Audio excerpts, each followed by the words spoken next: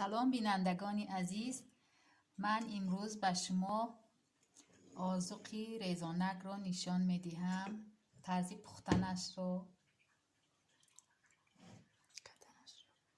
و ما لازم می شود رزرخیله تل، نمک، آب، روغن داغ.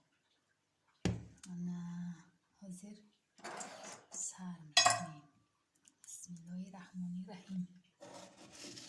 اول نمک رو همراه میکنیم،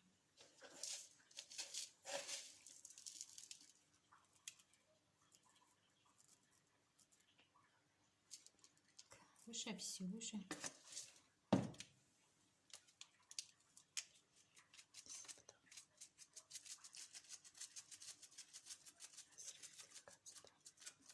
رزرخیل تل انداختیم.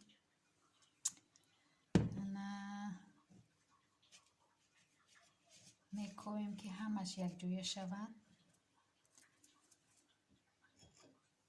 روغن داغ میدوزیم.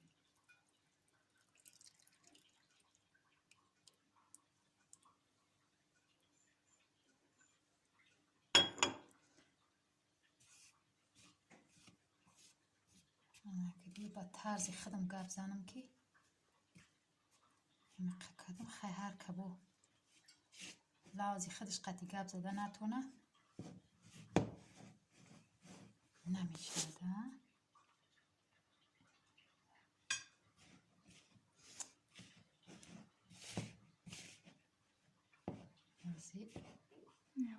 آبش همراه میکنیم. سر اونا همش یک جویه میشه. کم کم آب میاندازیم که باید که آبش بسیونه.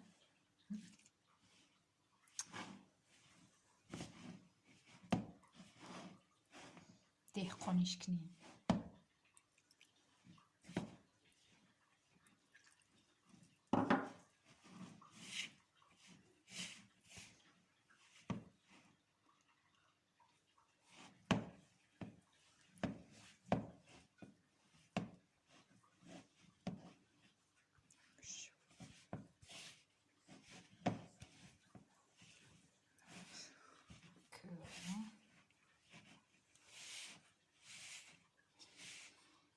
امروز خنک بود.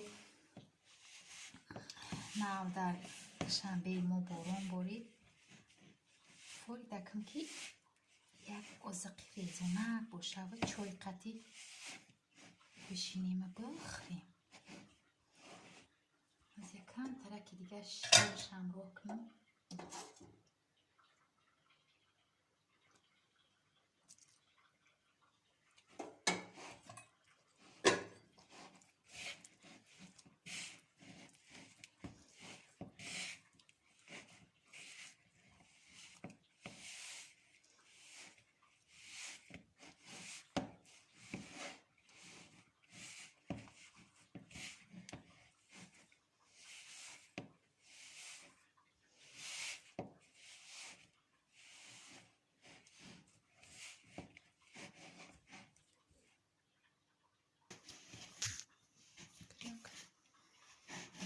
خمیرش تیار شده.